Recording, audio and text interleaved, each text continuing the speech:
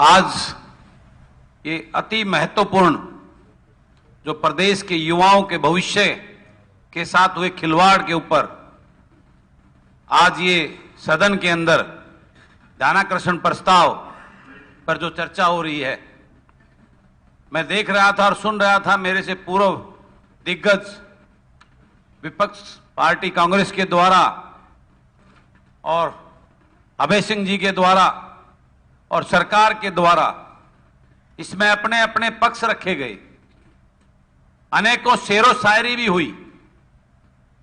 मेरा यह मानना है इससे महत्वपूर्ण कोई विषय नहीं हो सकता, और इसके लिए आपने 1 घंटा बढ़ा, उसके लिए धन्यवाद। लेकिन इसके लिए अगर आपको 5 घंटे भी बढ़ाने पड़े स्पीकर महोदय, तो वो भी कम है, क्योंकि ये एक विश्वास जो युवाओं का सरकार के प्रति अपने भविष्य को लेकर वो पूर्ण रूप से डगमगा गया है।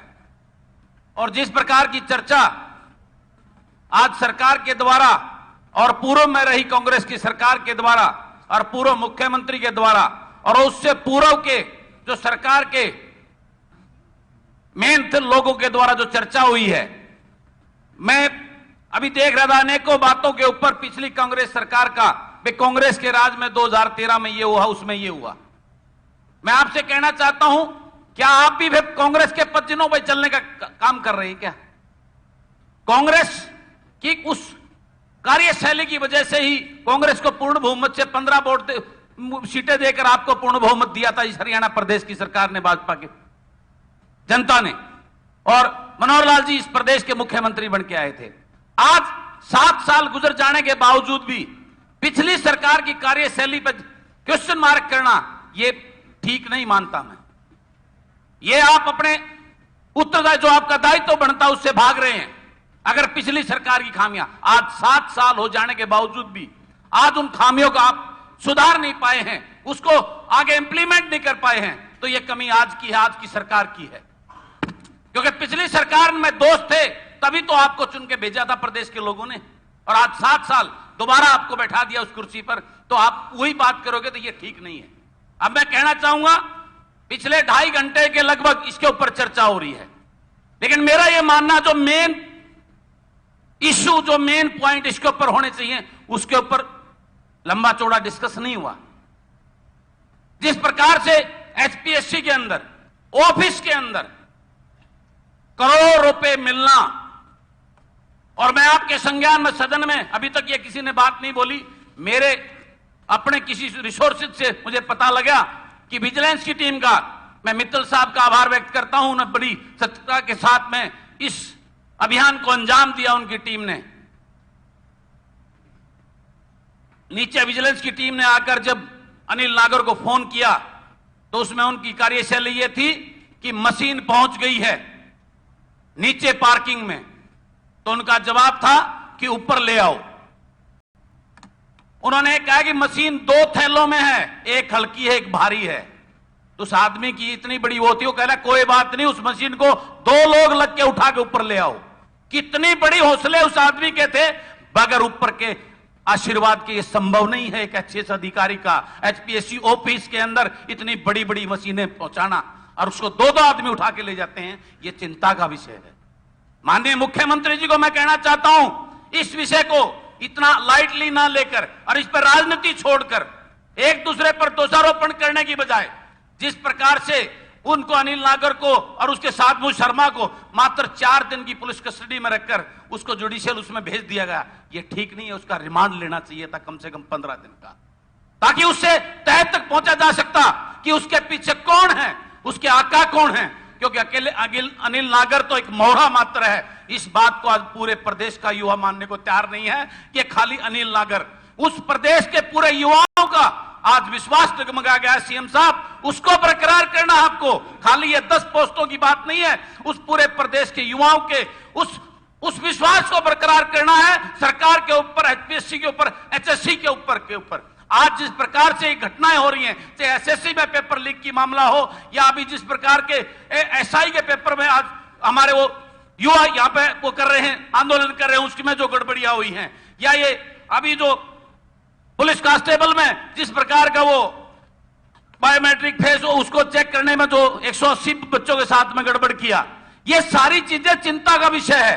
इसके पीछे युवाओं का भविष्य है, उसके लिए चिंता की जरूरत है। आज हम एक दूसरे को करने के लिए, मेरे पास भी मैं बड़े कागज बना के लाया था, इतने ये बताऊं वो बताऊं, लेकिन उसको सारी चीजें चर्चा हो चुकी हैं। आज सबसे जरूरी चीजें हैं ये हैं इस विषय के ऊपर हमें गंभीर चिंता करनी चाहिए। और जिस प्रकार से ये दोनों पेपर उसका डिसमिस हुआ है, डिसमिस ऑर्डर हुआ है उसके अनिल नागर के, उसमें गवर्नर महोदय ने उसके अंदर इन पेपर के ऊपर उन्होंने क्लियर कट लिखा है एग्जाम की पवित्रता खंडित हुई है। यह गवर्नर महोदय की तरफ से लिख के आया है।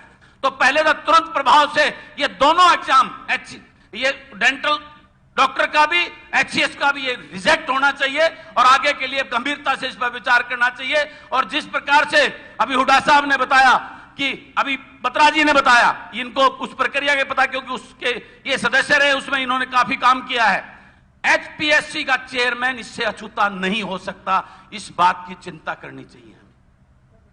और मैं एक बात कहना चाहता हूं, HPSC भी और HSC दोनों पर इतने अनेकों पेपर लीक के ये सारे मामले हुए हैं, तो मैं मुख्यमंत्री जी से कहना चाहता हूं, या तो मुख्यमंत्री जी का कंट्रोल नहीं है इन संस्थाओं के ऊपर, ये मनमाने तरीके से इसको बेच रहे हैं और युवाओं के साथ खिलवाड़ कर रहे हैं, या मुख्यमंत्री जी का आशीर्वाद है उनके ऊपर। इस बात की चिंता करने की जरूरत है। अगर यह बात है, मुख्यमंत्री जी बात को मानते हैं कि उन पर कंट्रोल नहीं है, तो उसके ऊपर चिंता करने की जरूरत है। आज हमें आपसी राजनीति नहीं, एक दूसरे को नीचा दिखाने की बजाय हमें इसका हल निकालने के लिए यहां पे जो है ना, इसके अंदर चिंता करने की जरूरत है। इसके ऊपर अगर भी हम राजनीति करेंगे तो हमारे प्रदेश के युवाओं का भविष्य कभी सुरक्षित नहीं हो सकता। और मैं तो एक बात और कहना चाहता हूं, मुझसे शायद ये नाराज भी होंगे, जिस प्रकार से हुड्डा साहब के राज में पहले चौटाला को कहते थे, उन नौकरियां बेचती, उनके भर्तियों को कैंसिल करने का काम किया। अब खट्टर साहब के राज में हुड्डा साहब के टाइम की भर्तियों को करके इनके ऊपर जो है वो लालचन लगाने के इन्होंने ये किया, इन्होंने किया, और अब खट्टर साहब आपके राज में ये सब हो रहा है। इसका मतलब प्रदेश के युवाओं को ये मान लेना चाहिए कि जो भी सत्ता पे काबिज होगा उनका ये खेल चलता रहेगा और उनको सरेंडर कर देना चाहिए। कि युवाओं को जो सत्ता में बैठे होंगे, राजा होंगे, वो अपनी मर्जी से, इतने बहुत महत्वपूर्ण विषय है। स्पीकर साहब प्लीज, मैं मेहरबानी करता हूं, मेरा फिर आगे मत बोल देना, लेकिन मुझे 5 मिनट का समय और चाहिए। हो गया टाइम हो गया। देखिए नहीं स्पीकर साहब, मेरा कोई व्यक्तिगत नहीं, मैं राजनीति की बात नहीं कर रहा। नहीं, सब अपना किसी का व्यक्तिगत नहीं है, मैं हाथ जोड़ के विनती करता हूं, मुझे कल और परसों मत बोलने देना, लेकिन यह विषय बहुत महत्वपूर्ण है। मैं आपसे मुख्यमंत्री जी से कहना चाहता हूं, अभी हुड्डा साहब ने एक शेर पढ़ा था कि वो नाक कट गई, ये नाक नहीं, इस प्रदेश के युवाओं का गला और उनका भविष्य की कट हो गया। और मैं मुख्यमंत्री जी को भी कहना चाहता हूं, उन्होंने भी एक शेर पढ़ा था, जब मैं वहां बैठा था उसमें सुन रहा था कि मैं तो वो, और ये हवाएं तो मेरा दुश्मन है। मुख्यमंत्री जी, हवाओं से मत खेलो, ये चिरागों को हवाएं तो बुझा देती हैं, 7 साल आपके भी हो गए, जनता जनार्दन है, ये ना होगा 3 साल बाद। जिस प्रकार से कांग्रेस की 15 आई थी, आप 5 पे ना चले जाओ, इस बात की चिंता करो। धन्यवाद। ये इस प्रदेश के युवाओं के साथ खिलवाड़ है, ये प्रदेश के युवाओं के भविष्य का सवाल है। आप इस पे चिंता करके, जब आप सब कह रहे हैं कि इसमें कोई पूरी पारदर्शिता के साथ में आपने सब है, जब आपको कोई सवाल इस पे लगता ही नहीं, तो सीबीआई जांच करवाने में और सिटिंग जज से इंक्वायरी करने में आप पीछे क्यों रहे हैं? आपको अभी ऑर्डर करते रहती है सीबीआई जांच के और जज से सिटिंग जज से उसकी इंक्वायरी करने की। ठीक है, धन्यवाद। हो गया, टाइम हो गया। नहीं गीता जी, नहीं गीत हो गया, टाइम हो गया, कुंडू जी टाइम हो गया, बॉय बोलिए। है नहीं, इसमें लिस्ट में नाम नहीं है ना, इस लिस्ट में नाम नहीं है। धन्यवाद सर।